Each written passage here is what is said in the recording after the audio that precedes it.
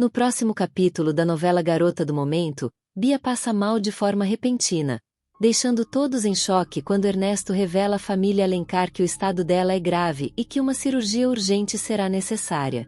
Diante dessa notícia angustiante, Maristela, Juliano e Clarice se desesperam, tomados por uma mistura de medo e incerteza. O clima na casa se torna pesado, tenso, e em meio ao silêncio carregado, cada um deles mergulha em seus próprios pensamentos, refletindo sobre a dor da possível perda de alguém tão querido. Enquanto a tensão toma conta da casa por causa do estado delicado de Bia, Alfonso e Teresa, tomados pela angústia do momento, se entregam a um instante de paixão e consolo mútuo, como se, naquele abraço desesperado, pudessem encontrar refúgio da realidade dura que os cerca. Ainda que saibam, no fundo, que tudo pode mudar a qualquer instante. Ao mesmo tempo, Jacira, sentindo o clima estranho e carregado ao redor, nota algo fora do comum em Thalia e, preocupada, pede a Eugênia que fique atenta aos passos da jovem. Em outra parte da casa, Zélia toma coragem e confessa a Orlando um segredo guardado há muito tempo. Ela não é irmã de Clarice, uma revelação que pode estremecer ainda mais os laços já frágeis dessa família. A revelação de Zélia atinge Orlando como um golpe inesperado, deixando completamente atônito. Mas mesmo em meio à confusão de sentimentos, ele promete estar ao lado dela, disposto a enfrentar as consequências dessa verdade difícil. Enquanto isso, no hospital, Bia, com a voz fraca e o olhar cheio de medo, confessa a Beto que teme não sobreviver à cirurgia. Suas palavras ficam gravadas na mente dele como um eco doloroso, e embora tente disfarçar o desespero com serenidade, a angústia em seu semblante é impossível de esconder. Arlete, percebendo a tensão crescente, repreende Zélia por suas atitudes movidas por rancor, lembrando-a, com firmeza, de que não é hora para vinganças, pois a dor da família Alencar já é grande demais para suportar. Em meio ao turbilhão de emoções que envolve todos ao seu redor, Teresa toma coragem e, com o coração firme, decide assumir publicamente seu relacionamento com Alfonso, buscando um pouco de felicidade mesmo quando tudo ao redor parece desabar. E antes que a história continue, não se esqueça de clicar no botão de gostei, inscrever-se no canal e contar nos comentários qual personagem da novela mais te encanta. Enquanto isso, discretamente, Thalia se aproxima de Sérgio, reacendendo uma tensão silenciosa que promete tornar ainda mais delicada a complexa teia de relações da família. Em meio às incertezas que a vida lhe impõe, Topé sente que é hora de mudar e, determinado a encontrar um novo rumo, decide começar a trabalhar, na esperança de finalmente alcançar alguma estabilidade e dar sentido aos seus dias. No hospital, em um canto silencioso e carregado de emoção, Clarice e Juliano aguardam o início da delicada cirurgia de Bia. Suas mãos permanecem firmemente entrelaçadas, como se um pudesse sustentar o outro diante do medo que não se diz em voz alta. A operação, mais do que um procedimento médico, transforma-se num símbolo forte de esperança e desespero, fazendo com que toda a família se una, ainda que em silêncio, num dos momentos mais difíceis que já enfrentaram juntos. Em meio às incertezas que a vida lhe impõe, Topé sente que é hora de mudar e, determinado a encontrar um novo rumo, decide começar a trabalhar, na esperança de finalmente alcançar alguma estabilidade e dar sentido aos seus dias. No hospital, em um canto silencioso e carregado de emoção, Clarice e Juliano aguardam o início da delicada cirurgia de Bia. Suas mãos permanecem firmemente entrelaçadas, como se um pudesse sustentar o outro diante do medo que não se diz em voz alta. A operação, mais do que um procedimento médico, transforma-se num símbolo forte de esperança e desespero, fazendo com que toda a família se una, ainda que em silêncio, num dos momentos mais difíceis que já enfrentaram juntos. Cada personagem, imerso em sua própria turbulência interior, começa a compreender que, por mais profundas que sejam as mágoas, os segredos ou as rivalidades, é o amor, somado à solidariedade, que sustenta quando a vida ameaça desabar como uma tempestade iminente. No entanto, em meio a esse despertar emocional, Juliano é dominado pelo ciúme, perde o controle e, em um ato impulsivo e sombrio, ordena que espanquem Gregório. Os próximos momentos da trama prometem prender a atenção do público com uma sequência intensa, onde sentimentos extremos como obsessão, posse e violência se entrelaçam, revelando o lado mais obscuro das relações humanas. Depois de um longo processo de separação, Clarice finalmente consegue oficializar o divórcio de Juliano, o homem que tanto a fez sofrer, e dá um novo passo em sua vida amorosa. Ela inicia um relacionamento com Gregório, seu psiquiatra, que além de acompanhá-la nos momentos mais delicados da recuperação de sua memória e sanidade, demonstra um afeto genuíno pela artista que ela se tornou. Gregório é um homem de gestos suaves e palavras respeitosas, encantado não apenas pela beleza e talento de Clarice, mas sobretudo por sua força silenciosa, lapidada pelas dores que enfrentou. Com uma delicadeza rara, ele se aproxima devagar, sem pressa e sem ultrapassar os limites do coração ainda machucado da mulher que antes foi sua paciente, e assim, quase sem perceber, vai conquistando sua confiança. E, com o tempo, também seu amor. Os momentos que compartilham são envoltos por uma sensibilidade tocante. Caminhadas entre obras de arte, longas conversas que misturam reflexões sobre a vida e a criação, tardes calmas onde o silêncio fala mais que as palavras, e noites serenas em que o afeto gentil substitui antigos medos, como se, finalmente, Clarice pudesse respirar em paz. Depois de tanto tempo vivendo na insegurança e na dúvida, Clarice finalmente começa a encontrar ao lado de Gregório uma sensação de proteção e confiança que há muito lhe escapava. No entanto, esse novo amor acende as sombras mais profundas dentro de Juliano, que, ao descobrir o envolvimento entre os dois, cai em um turbilhão de emoções descontroladas e obsessivas. Mesmo com o divórcio já oficializado, ele se recusa a aceitar a realidade do fim, preso a uma teimosia que ameaça transformar a vida de todos ao seu redor em um caos ainda maior. Ele grita sozinho, cheio de dor e desespero, repetindo com amargura: "Ela é minha mulher", enquanto arremessa garrafas contra a parede da sala, tentando aliviar a sensação sufocante de perda e humilhação que o consome. A obsessão se apodera completamente de seus pensamentos, transformando sua vida em uma busca constante para vigiar cada passo de Clarice, controlar seus movimentos e sabotar qualquer tentativa dela de encontrar felicidade. Movido por essa inquietação obsessiva, Juliano começa a rondar a pensão onde Clarice vive, envolto em uma escuridão que parece não ter fim. Ele passa horas imóvel dentro do carro, com o olhar fixo e perturbado, como se preso a um pensamento obsessivo que não o deixa escapar. Sem emitir uma palavra, envia flores misteriosas, sempre sem bilhetes, tentando se comunicar sem se revelar completamente. Durante as madrugadas, liga repetidas vezes para o telefone fixo de Clarice, mas nunca diz nada ao telefone, apenas insiste em manter contato, como se quisesse mostrar que está ali, vigilante. Esses sinais não passam despercebidos. O comportamento errático e inquietante dele começa a causar medo não só em Clarice, mas também em suas amigas e até mesmo nos moradores da pensão, que estranham e se preocupam com a presença constante daquele homem rondando o local. Clarice tenta seguir em frente com sua vida, buscando reconstruir a paz ao lado de Gregório, mas começa a perceber que não está sozinha. Uma sensação inquietante de estar sendo vigiada a acompanha a cada passo. Durante um passeio tranquilo pela praça, enquanto caminha ao lado dele, sente olhos atentos sobre si, uma presença silenciosa que a faz estremecer. Mesmo comentando com Gregório, ela se recusa a deixar o medo dominar seus dias, determinada a não se render à intimidação.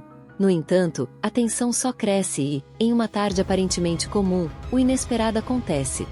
Ao sair da clínica onde trabalha, Gregório é surpreendido e atacado por dois homens encapuzados, mergulhando a situação em um perigo real e urgente. O psiquiatra é brutalmente espancado em um beco próximo, suas feridas no rosto e nas costelas tão graves que o levam direto ao hospital. Enquanto a polícia conduz a investigação classificando o ocorrido como uma tentativa de assalto, Clarice logo sente que há algo muito mais sombrio por trás daquele ataque.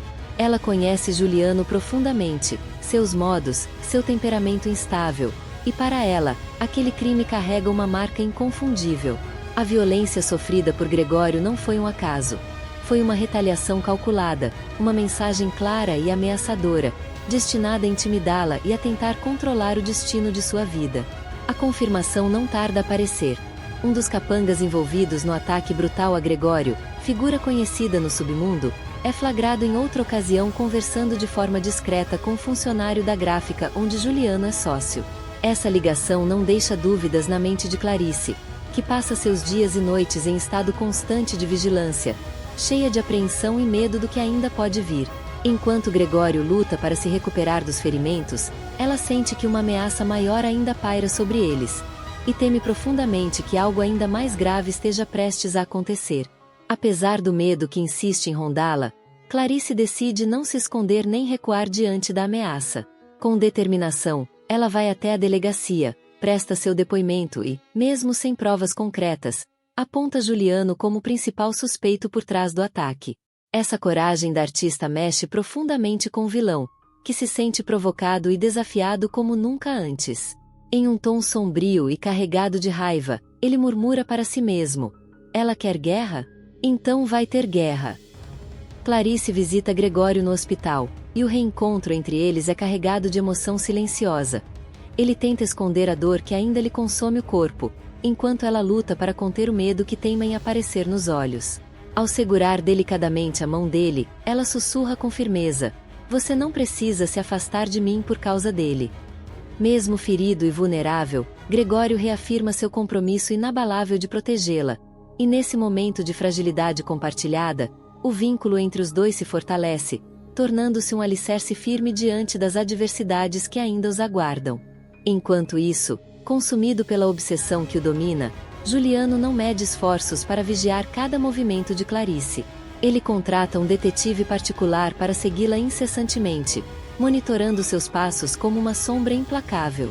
Não satisfeito, ordena que invadam o ateliê onde ela cria suas pinturas, revirando tudo em busca de algo que possa usar contra ela.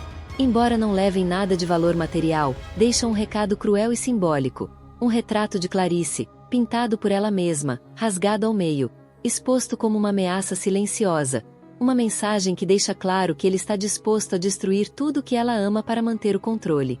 Ele está sempre por perto, com a determinação sombria de fazer qualquer coisa para controlar Clarice. A tensão cresce ainda mais quando ela recebe uma carta anônima, carregada de frases ameaçadoras que não deixam dúvidas sobre o perigo iminente. Com o coração apertado, ela divide o conteúdo da mensagem com Gregório e Eugênia, que, preocupadas, insistem para que ela deixe a cidade e se afaste do perigo, ao menos por um tempo. Mas Clarice, com a força que vem das cicatrizes do passado, recusa-se a fugir mais uma vez.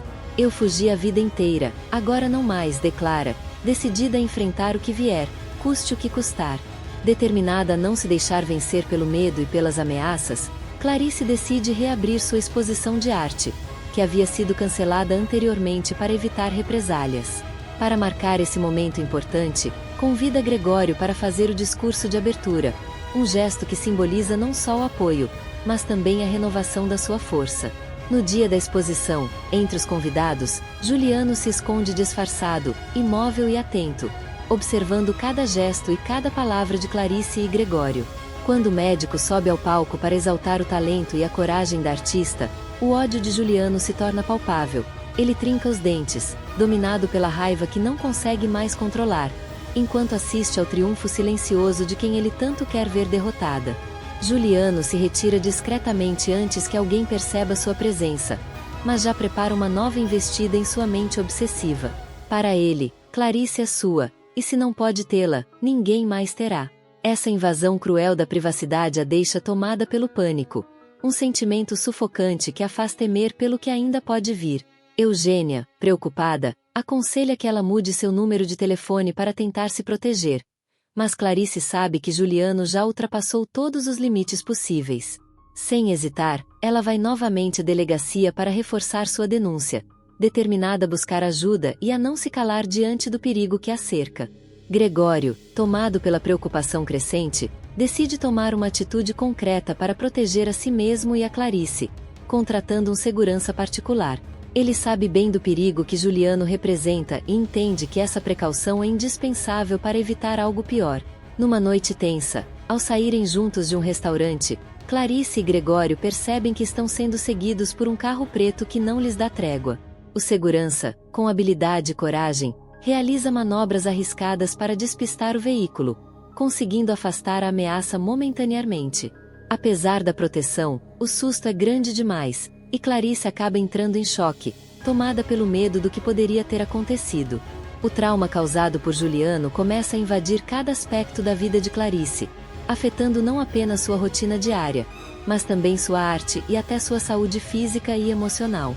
Os pesadelos se tornam constantes, repetindo-se noite após noite, e ela começa a enxergar a sombra de Juliano em todos os cantos, como se ele nunca tivesse realmente partido. Seus quadros, antes marcados por uma leveza e brilho únicos, agora refletem tons sombrios e distantes, revelando a angústia que a domina. Preocupado com essa transformação e com o impacto que a perseguição implacável do ex-marido pode ter em sua mente, Gregório insiste que ela retome as sessões de terapia, mesmo que seja com outro profissional, na esperança de que ela encontre forças para enfrentar os gatilhos do passado antes que eles a destruam por completo.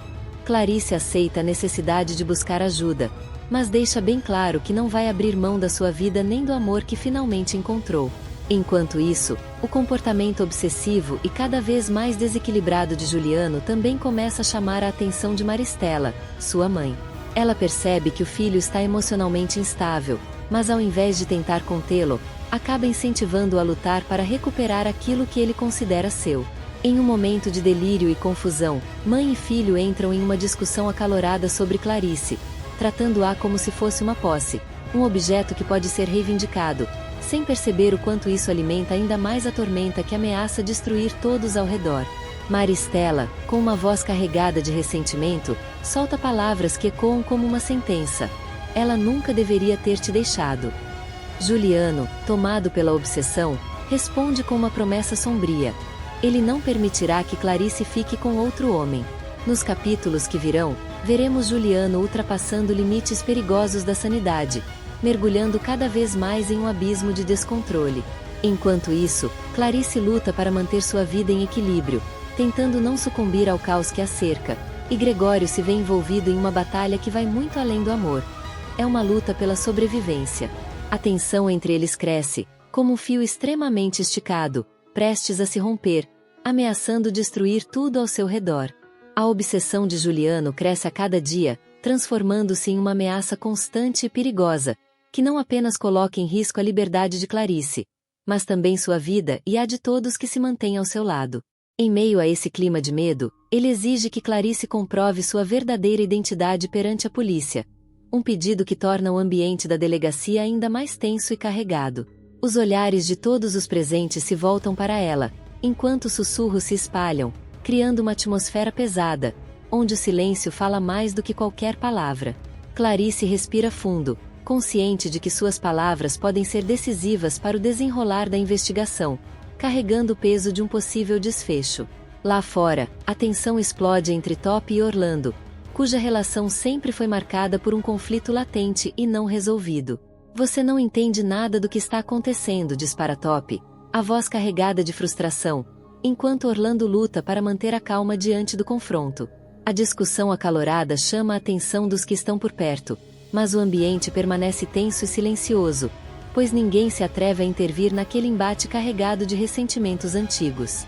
Em um canto afastado, Juliano, dominado por uma fúria cega, surpreende Beto com um ataque violento. Sem qualquer aviso, a briga explode, e os golpes ressoam pela sala, quebrando o silêncio tenso. Você não deveria ter se metido comigo, ameaça Juliano, enquanto Beto luta para se defender dos socos impiedosos. A tensão no ambiente cresce a cada instante, até que o conflito se torna impossível de ignorar, chamando a atenção da polícia que rapidamente intervém, separando os dois antes que a situação piore ainda mais. Arlete, com o coração pesado e a voz cheia de emoção, presta seu depoimento sobre Valéria na delegacia. Cada palavra que pronuncia carrega o peso da dor e da injustiça que sente, lembrando-se das últimas conversas que teve com a filha e afirmando com tristeza: ela não merecia isso. Sua declaração se torna um ponto crucial para o andamento da investigação, prendendo a atenção de todos na sala, que ouvem em silêncio e respeito. Antes de seguirmos, não esqueça de clicar no botão de gostei, se inscrever no canal e compartilhar nos comentários qual é o seu personagem preferido da novela.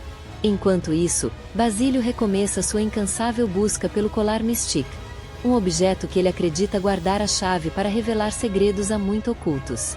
Com passos firmes, ele percorre as ruas, fazendo perguntas a conhecidos e vasculhando cada cantinho das lojas de antiguidades, movido por uma determinação obstinada de encontrar aquela peça misteriosa. Paralelamente, Eugênia faz uma descoberta inesperada ao encontrar, escondido em uma caixa empoeirada, o documento de identidade original de Clarice, um achado que pode mudar o rumo da história. Ao abrir o envelope, o coração de Eugênia dispara, consciente de que aquela descoberta pode transformar tudo. Enquanto isso, Thalia provoca Jacira com um sorriso cruel, zombando de sua desgraça e dizendo que ela nunca alcançará seus objetivos.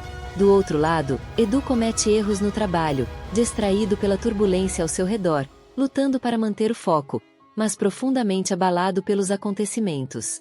Finalmente, Juliano presta depoimento sobre a morte de Valéria, acusando Clarice de assassinato. Suas palavras reverberam na sala, mergulhando todos em incerteza e medo. O destino de Clarice fica nas mãos da polícia, enquanto a verdade ainda é esperada com ansiedade. Ao mesmo tempo, Celeste nota que Edu está cada vez mais distante e ausente. Ele chega em casa tarde, exausto, com olheiras marcadas, roupas suadas e mãos frequentemente calejadas ou machucadas. A jovem tenta puxar conversa, mas ele responde sempre de forma evasiva, dizendo que passou o dia inteiro na biblioteca ou em aulas práticas da faculdade. Celeste, desconfiada do comportamento do marido, decide segui-lo às escondidas. Ela fica chocada ao descobrir que Edu largou a faculdade e agora trabalha como entregador pela cidade. Mais tarde, o vê carregando caixas pesadas em um depósito perto do boliche, onde também trabalha à noite. Abalada, Celeste confronta o marido, que finalmente admite a verdade. Ele deixou a faculdade para ganhar mais dinheiro e garantir um futuro melhor para ela e o bebê que está para nascer. Explica que escondeu tudo para não preocupá-la. Com os olhos marejados, ela sente tristeza, admiração e frustração.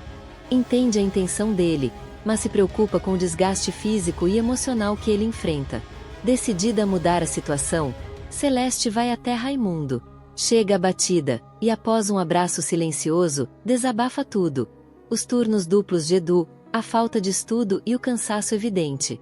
Raimundo, primeiro surpreso, logo mostra compreensão diante da situação.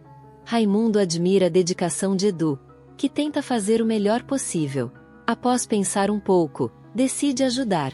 Com voz tranquila, conta à filha que tem uma kitnet mobiliada em um bairro tranquilo, ideal para um casal começando a vida juntos.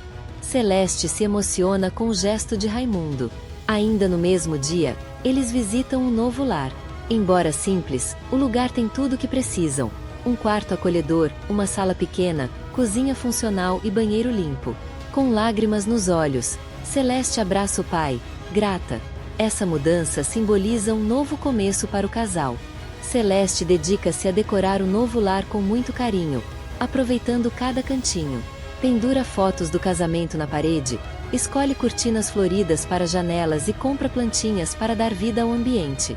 Edu, por sua vez, promete reduzir a carga de trabalho e, aos poucos, tentar voltar à faculdade, mesmo que apenas em módulos noturnos. Eles começam a viver momentos de felicidade, trocando carinhos e sonhos para o futuro. Para marcar essa nova etapa, Celeste decide organizar uma pequena reunião, convidando seus pais, Lia e Raimundo, e os irmãos Beto e Ronaldo. O objetivo é simples: juntar a família para mostrar o novo lar e celebrar o amor que os une. A jovem dedica-se a preparar doces e salgados feitos em casa, enquanto decora a kitnet com balões coloridos e uma faixa escrita à mão que diz: "Bem-vindos à nossa casa". O ambiente se enche de alegria, risos e brindes.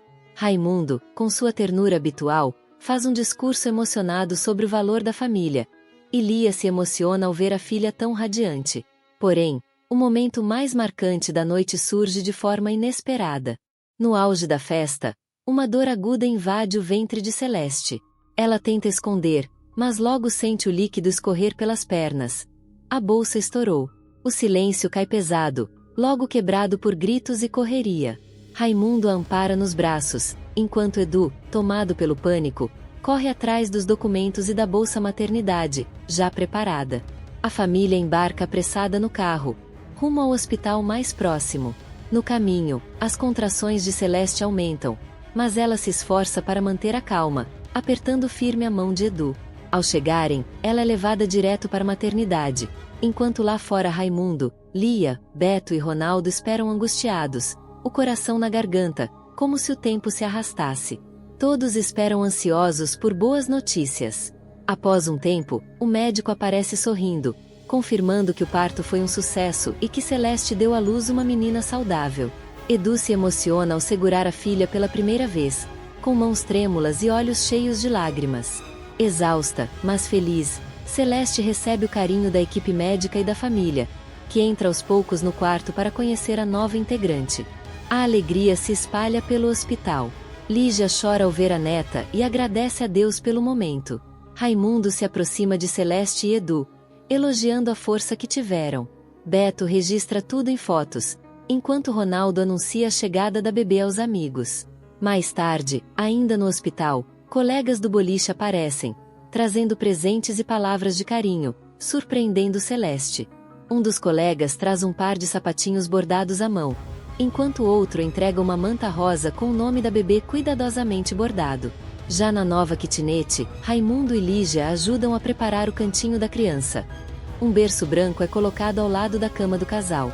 Edu instala um mobile com estrelinhas, lembrando seu antigo sonho de ser astrônomo, e promete contar todas as noites histórias sobre as constelações para a filha.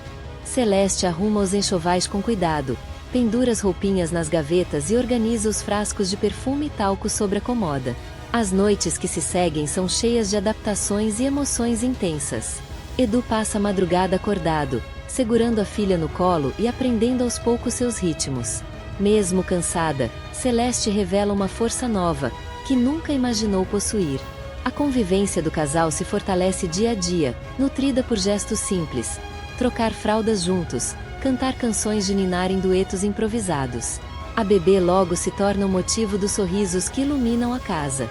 Enquanto todos se ajustam à nova rotina, Dona Carmelita, uma vizinha idosa e esparteira, surge oferecendo ajuda, pronta para orientar Celeste nos cuidados iniciais com a criança. A jovem recebe ajuda com gratidão, e rapidamente entre elas nasce uma amizade sólida. Dona Carmelita compartilha seus saberes antigos, remédios caseiros para cólicas, técnicas de massagem e como perceber os primeiros sinais de febre. Apesar dos desafios, os dias seguem marcados por trocas de fraldas, mamadeiras, choros e risadas, compondo a rotina cheia de vida e aprendizado. A kitnet, antes pequena e apertada, ganha vida nova, tornando-se um lar cheio de amor e esperança. Com a chegada da bebê, Edu e Celeste encontram forças renovadas para enfrentar os desafios, confiantes de que, juntos, superarão tudo.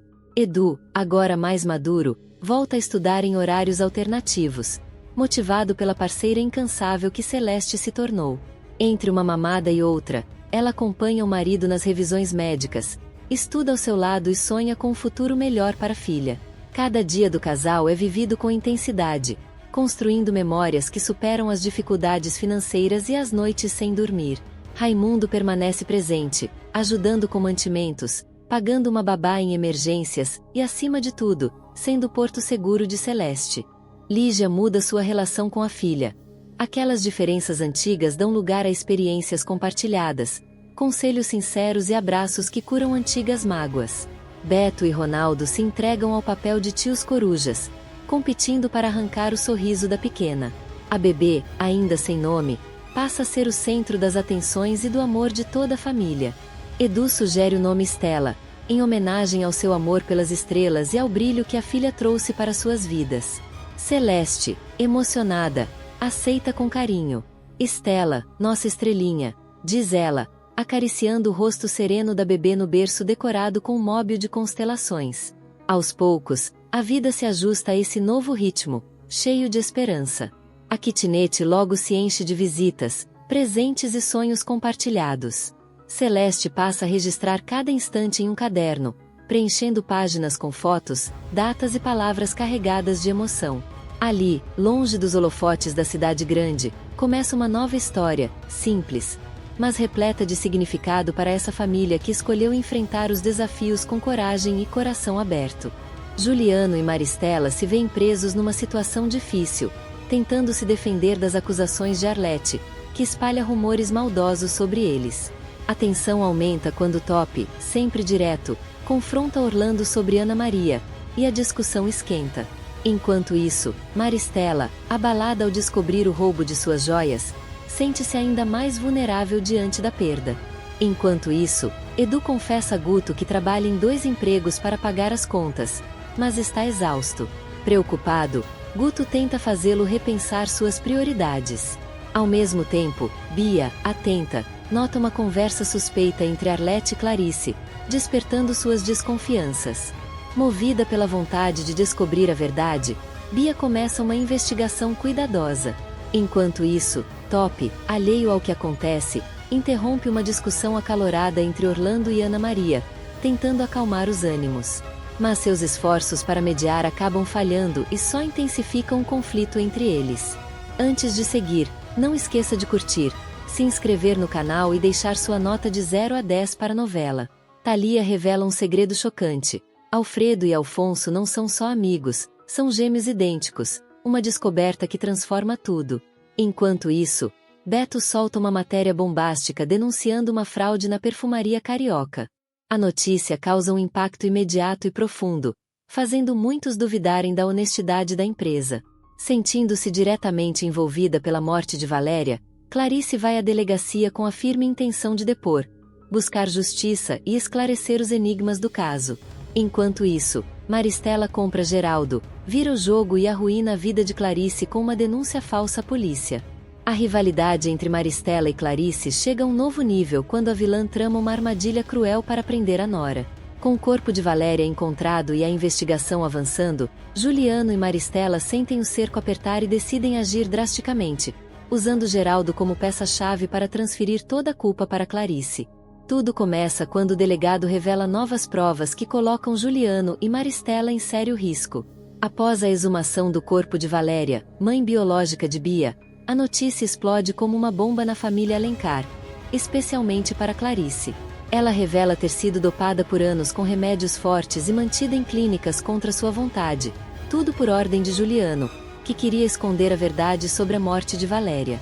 Ela contará que, pouco antes de perder a memória, viu Valéria sendo agredida e levada desacordada por Juliano. O delegado promete investigar cuidadosamente suas declarações, mas avisa que, sem provas concretas, a acusação pode se voltar contra ela. Ao saber do depoimento, Juliano entra em pânico. Maristela mantém a frieza e a objetividade, decidida a revidar com ainda mais crueldade. A vilã diz que, se ela joga sujo, então eles jogarão mais sujo ainda. O filho hesita, mas acaba concordando. A ricaça assume o comando e põe em ação um plano perverso: subornar Geraldo, a testemunha-chave e escapando de Juliano, para que minta no depoimento e acuse Clarice injustamente. Maristela vai atrás de Geraldo no bar que ele frequenta, acompanhada de um advogado confiável. Oferece-lhe uma grande quantia em dinheiro e proteção, se ele aceitar mudar a versão e acusar Clarice. Geraldo, que já havia traído os Alencar antes, hesita por um momento. Swing questiona Geraldo, duvidando que alguém acredite na história. Maristela, com um sorriso cínico, responde que o que vale não é a verdade, mas quem conta a melhor versão. Seduzido pelo dinheiro e pela promessa de impunidade, Geraldo vai à delegacia e faz um depoimento explosivo, afirmando que na noite da morte de Valéria viu Clarice empurrando a filha de Arlé durante uma briga intensa. Ele ainda afirmou ter sido ameaçado por Clarice para manter silêncio, mas só agora, arrependido, decidiu contar tudo. Essa mentira, contundente do começo ao fim, explode como uma bomba. Pressionado, o delegado convoca Clarice para novo depoimento, e ao chegar à delegacia, ela se surpreende ao ver advogados de Maristela e o documento da denúncia de Geraldo. Clarice, desesperada, gritará: "Isso é um absurdo! Esse homem está mentindo!" Mas a polícia não hesitará e a prenderá temporariamente para a investigação. Para a mãe de Beatriz, será um golpe cruel, vendo sua liberdade escapar por entre os dedos. Enquanto Clarice estiver presa, Maristela comemorará silenciosamente sua vitória. Para a sociedade, ela afirmará que nunca quis ver a ex-nora naquela situação e que confia na justiça. Mas por dentro, comemora secretamente por finalmente afastar a rival. Agora só falta cuidar da outra, dirá misteriosa, falando de Beatriz. A jovem, abalada pela prisão da mãe e sem entender o que ocorre, recorrerá a Beto e Zélia em busca da verdade. Clarice, abatida, jurará lutar até o fim para provar sua inocência.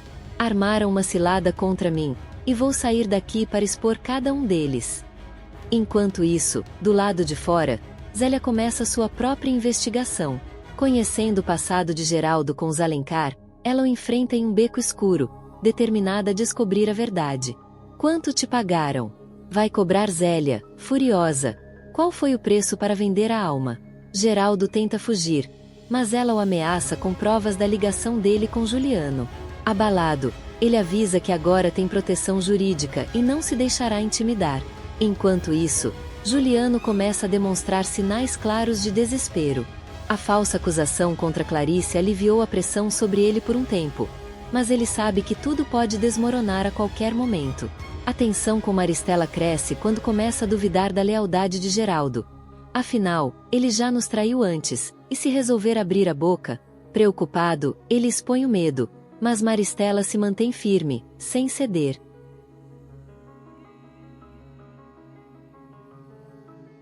Enquanto Geraldo receber seu pagamento, manterá o silêncio.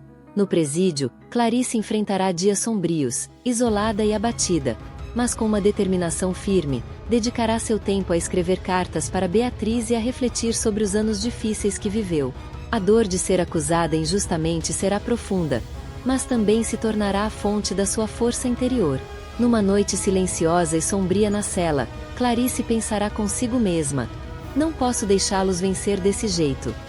Enquanto isso, do outro lado da cidade, Arle ficará sabendo da prisão e decidirá se pronunciar. Em uma entrevista na televisão, ela defenderá Clarice com firmeza. Arle dirá, com convicção: essa mulher foi vítima de uma família manipuladora. É a única inocente nessa história. Suas palavras provocarão uma reação furiosa nos Alencar, especialmente em Maristela, que usará sua influência para tentar calá-la. Ainda assim, o caso de Clarice ganhará força. A mídia começará a destacar as contradições no depoimento de Geraldo e a expor o passado de manipulações da família Alencar. Um jornalista investigativo, intrigado com o caso, buscará Zélia em busca de mais informações. Ao mesmo tempo, Bia começará a investigar por conta própria a misteriosa morte de sua mãe biológica, Valéria.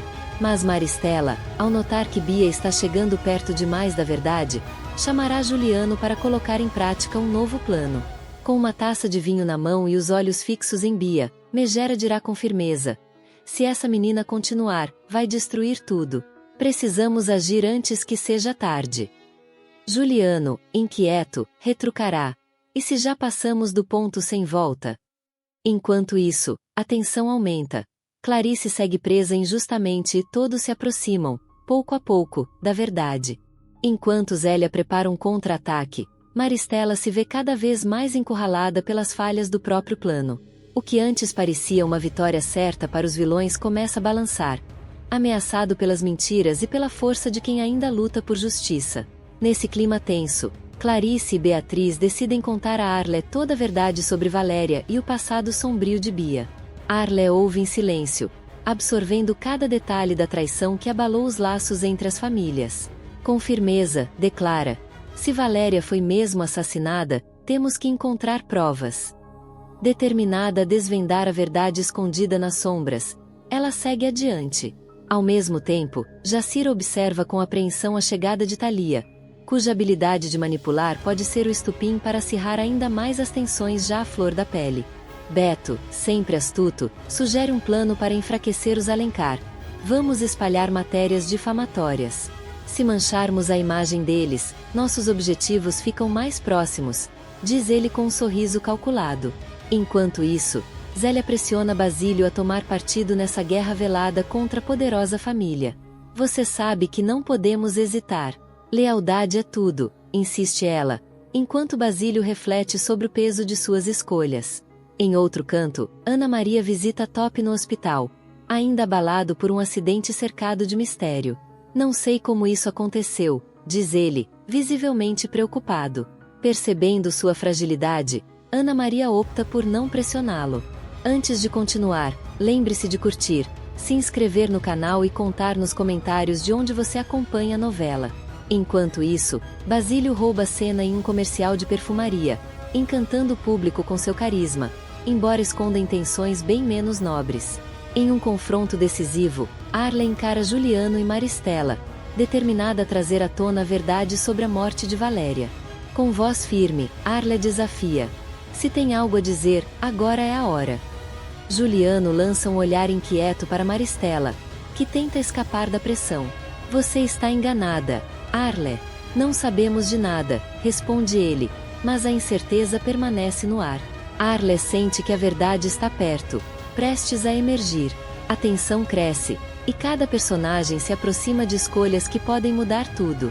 Bia enfrentará um abalo emocional profundo, culminando em uma das revelações mais impactantes da história. Ela nunca perdeu a virgindade com Beto. A confissão quebrará antigas ilusões, reabrirá feridas e exporá mentiras guardadas por anos. Conhecida por manipular com charme, vitimismo e astúcia, Bia verá sua máscara começar a cair diante de todos. Depois de sair do hospital, ainda frágil após a cirurgia, Bia começa a refletir sobre os erros que cometeu. Sabendo que Clarice é sua mãe de verdade, ela percebe o quanto foi enganada pela trama criada por Juliano e Maristela durante anos. Consumida por uma insatisfação profunda, não apenas por ter se casado com Beto em uma cerimônia sem amor e cheia de mentiras, mas também pela crescente distância emocional entre ela e Ronaldo, o único que sempre amou de verdade. Prestes a partir para Nova York, Ronaldo permanece ao lado de Bia no hospital durante toda a sua recuperação. Apesar de estar magoado pelas mentiras e manipulações dela, sente uma responsabilidade que o mantém presente. Seu carinho e senso de justiça o fazem ficar, mas seu coração já não pulsa com a mesma força de antes. Ao perceber a distância de Ronaldo, Bia se sente ainda mais angustiada. Já Beto, indiferente, não tenta confortar a esposa, mostrando que o casamento deles está condenado desde o início. Em meio a essa dor, Bia terá uma conversa sincera com Zélia, sua tia, que antes a incentivava nos caminhos errados, mas agora revela uma preocupação verdadeira com seu estado emocional. Com os olhos cheios de lágrimas, Bia confessará sentir que sua vida perdeu o sentido, que tudo e todos se foram. Zélia, mais madura que o habitual, a aconselhará: você precisa contar a verdade, Bia. Enquanto viver nessa mentira, não será feliz, nem com Beto, nem com ninguém. Mas o golpe maior ainda está por vir, quando Ronaldo, decidido a fugir daquele caos, anuncia que vai para Nova York. Raimundo, cansado de ver o filho manipulado por Bia, arranjou uma vaga de emprego para ele, dizendo: vai ser melhor assim, filho. Um recomeço, longe de tudo isso. A notícia despedaçará Bia, que correrá atrás de Ronaldo, implorando para que ele não vá embora. Não faz isso comigo, Ronaldo. Eu te amo. Eu te juro que vou mudar, Bia implorará, mas Ronaldo manterá sua decisão firme. Você devia ter pensado nisso antes. A dor da rejeição se intensificará com um novo confronto, agora com Lia, a sogra que, exausta dos jogos da nora, perderá a paciência. Você destruiu a vida de muita gente com suas mentiras. Agora está colhendo o que plantou. Envergonhada, Bia chora e admite: eu errei. Me perdi em meio a tudo isso. É um momento de virada, em que culpa, arrependimento e desejo de mudança se misturam dentro dela.